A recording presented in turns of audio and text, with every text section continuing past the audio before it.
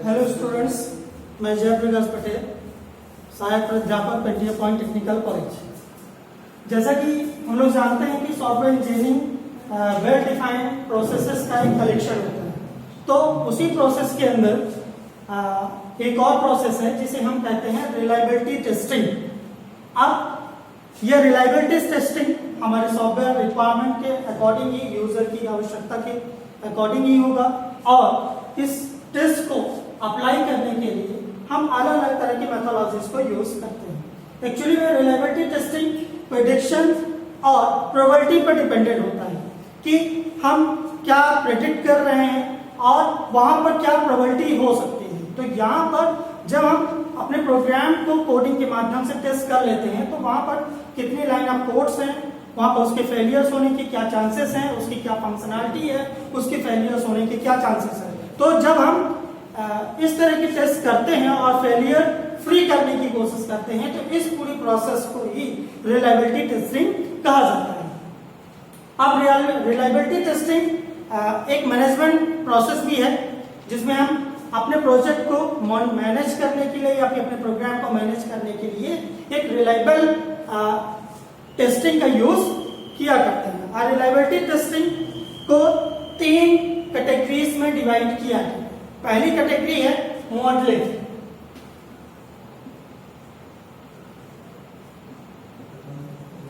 दूसरी कैटेगरी है measurement,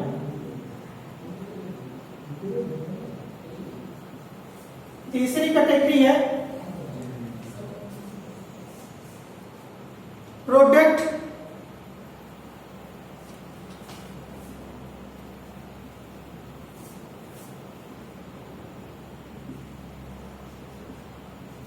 insurance.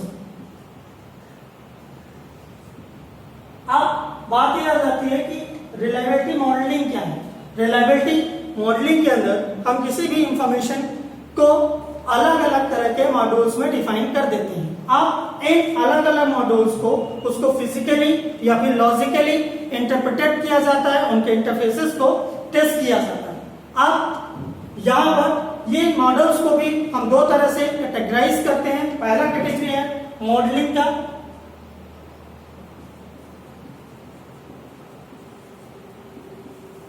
Prediction modelling,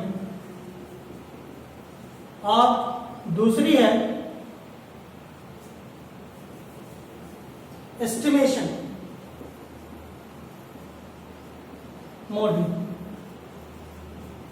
जैसा कि अभी हमने बताया कि मॉडलिंग लॉजिकली या फिजिकली किया जाता है जब किसी भी प्रोग्राम के लिए हम मॉड्यूल्स को डिफाइन करते हैं और उन मॉड्यूल्स के अंदर जो भी एक्टिविटीज हो रही है, क्योंकि हमारा जो प्रोग्राम है उसके अंदर लार्ज अमाउंट में कोड्स को यूज किया जाता है और वो कोड्स आपके मॉड्यूल्स पर डिफाइन करते हैं कि हमने किस तरह के यूजर्स के लिए मॉड्यूल्स को डिफाइन किया है और उन मॉड्यूल्स के अंदर अलग तरह के फंक्शंस एक्टिवेट होते हैं। तो वहां पर हम उन्हें मॉडल्स में डिफाइन कर देते हैं। अब इन मॉडल्स को हम 2 तरह से डिवाइड करके रखते हैं। एक होता है प्रेडिक्शन मॉडलिंग और दूसरा होता है एस्टिमेशन मॉडलिंग।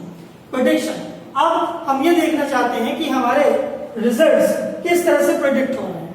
हम जो वहां पर फंक्शंस के अंदर जो भी रिजल्ट हम डालेंगे वो प्रेडिक्टेबल है या अनप्रेडिक्टेबल है। अगर अनप्रेडिक्टेबल है तो हम फिर से अपने प्रोग्राम के कोड्स और मॉड्यूल्स के अंदर चेंजेस करेंगे और दूसरे तरह के फंक्शंस को एक्टिवेट करेंगे। अगर प्रेडिक्टेबल है तो टेस्ट करने की कोई भी आवश्यकता नहीं और अलग अलग तरह के प्रेडिक्शंस को लेकर के हम चलते जाते हैं। और यहाँ पर प्रोबेबिलिटी भी बहुत ही महत्वपूर्ण होती है। प्रोबेबिलिटी का मतलब यह होता है, जैसा आप लोग जानते हो कि कोई भी टास्क परफॉर्म होगा या फिर कोई टास्क परफॉर्म नहीं होगा, तो कुछ ऐसे रिजल्ट होते हैं जो हमारे लिए प्रेडिक्टेबल होते हैं और कुछ रिजल्ट ऐसे होते हैं जो अनप्रेडिक्टेबल होते हैं। इसी तरह हम एस्टिमेट मॉडलिंग को यूज करते हैं। Estimate modelling in the sense कि हमारे प्रोजेक्ट के अंदर क्या कॉस्ट होगी, किस तरह की लाइन ऑफ कोड्स यूज की जाएंगी, कितनी लाइन ऑफ कोड्स यूज की जाएंगी, वहां पर कितने तरह के फंक्शंस को यूज किया जाएगा, उनकी किस तरह की एक्टिविटीज होंगी, वो कब और किस तरह से रिजल्ट देगा। यानी टाइम को भी एस्टिमेट करना है, हमें कॉस्ट को भी एस्टिमेट करना है, अपनी टीम को भी एस्टिमेट करना है और वहां पर जो भी रिजल्ट आ रहे हैं उन्हें भी एस्टिमेट करते हुए चलना है। तो जिससे हमारे प्रोग्राम की रिलायबिलिटी बढ़ने की संभावनाएं बढ़ जाती हैं और हमारा एक दक्ष प्रोग्राम डेवलप हो जाता है। अब बात आ जाती है कि सॉफ्टवेयर रिलायबिलिटी के अंदर दूसरी कैटेगरी है जिसे हम कहते हैं मेजरमेंट। अब ये मेजरमेंट क्या है? मेजरमेंट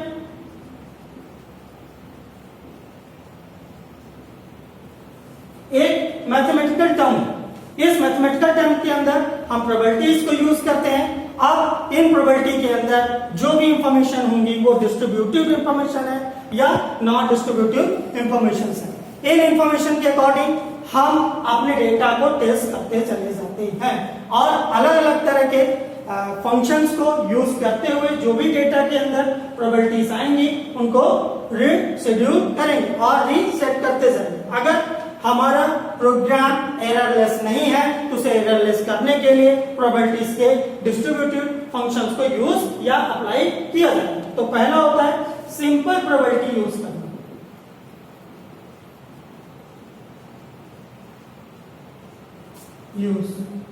दूसरा है डिस्ट्रीब्यूटिव प्रोबेबिलिटी। यह प्रोबेबिलिटी जो डिस्ट्रीब्यूटिव प्रोबेबिलिटी है ये एक्सपोनेंट प्रोबेबिलिटी है। इस प्रोबेबिलिटी के अकॉर्डिंग ही हम अपने इंफॉर्मेशन को एक्सपोनेंट करते हैं और लार्ज अमाउंट में जो भी डेटा होता है उसकी प्रोबेबिलिटी को चेक करते हैं और इस तरह से अपने एक प्रोग्राम को रिलायबल मेजर कर लिया जाता है। देन तीसरी कैटेगरी है कि हम अपने प्रोग्राम को किस तरह से इंप्रूव कर सकते हैं, उसकी क्या मैट्रिक्स हो सकती है। तो सबसे पहली बात है कि हम अपने प्रोग्राम को अगर इंप्रूव करना है तो हमें इंप्रूवमेंट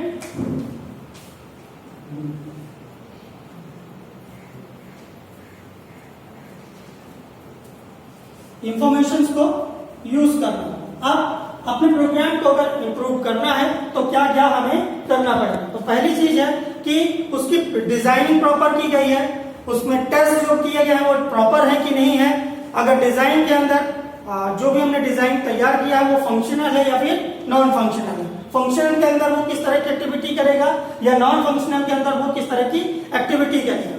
अगर इन तीन चीजों का हमने अच्छी तरह से ध्यान दिया तो हमारे प्रोग्राम को या फिर हमारे एप्लीकेशन या सॉफ्टवेयर को फेल नहीं किया जा सकता और उसे फेलियर लेस बनाया जा सकता है, एक अच्छा सॉफ्टवेयर डेवलप किया जा सकता है। इस तरह की रिलायबिलिटीज को टेस्ट करने के लिए हम अलग अलग तरह के इंप्रूवमेंट एक्टिविटीज को परफॉर्म करते हैं। अब बात यह आ जाती है कि रिलायबिलिटी टाइप्स क्या है।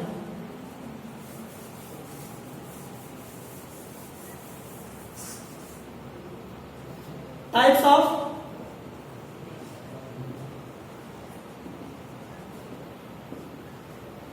पहला है फीचर टेस्टिंग,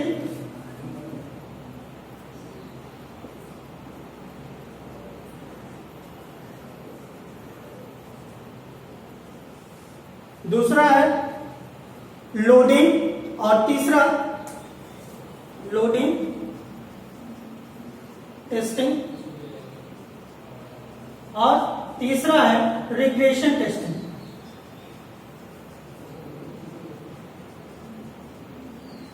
तो यहां पर हम फीचर टेस्टिंग समझ लेते हैं। जो भी हमने डिजाइन एनालिसिस किया है और उस डिजाइन के अंदर जितने भी फंक्शंस को यूज किए हैं उसके अंदर क्या एक्टिविटीज होगी, क्या उसके अंदर टास्क परफॉर्म हो रहा है, तो ये हमारे लिए होता है रिलायबिलिटी टेस्टिंग के अंदर फीचर टेस्टिंग। लोडिंग टेस्टिंग वहां पर जो भी प्रोग्राम लोड हो रहा है वो किस तरह का प्रोग्राम लोड हो रहा है और वो जो प्रोग्राम है वो हमारे यूजर की रिक्वायरमेंट पर डिपेंडेंट है या नहीं है, इसके लिए हम टेस्टिंग करते हैं। रिग्रेशन टेस्टिंग हमारे लिए फिजिकल टेस्टिंग है। इसे हम ग्राफिकली प्रोबेबिलिटी डिस्ट्रीब्यूशन के माध्यम से जनरेट करने की कोशिश करते हैं। यहाँ पर अलग अलग तरह की प्रोबेबिलिटी जनरेट होगी, तो अलग अलग की अगर प्रोबेबिलिटी जनरेट हो रही तो उसका रिग्रेशन पॉइंट भी अलग अलग तरह का होगा। इस तरह से हम रिलायबिलिटीज को टेस्ट करने की कोशिश करते हैं और यह जानने की कोशिश करते हैं कि जो भी एप्लीकेशन है वो एप्लीकेशन हमारा रिलायबल है कि नहीं है। अगर उसकी रिलायबिलिटीज नहीं है तो हमें फिर से अपने प्रोग्राम को अलग अलग मॉडल्स के अंदर ले जा करके टेस्ट करना है और इसी तरह हम अपने प्रोग्राम को एक्टिवेट करते रहेंगे और टेस्ट करते रहेंगे। तो इसी के साथ आज के इस टॉपिक को हम यहाँ पर खत्म करते हैं और आने वाले समय में जो भी आपको प्रॉब्लम है उसको आप डिस्कस कर सकते हैं। Thank you.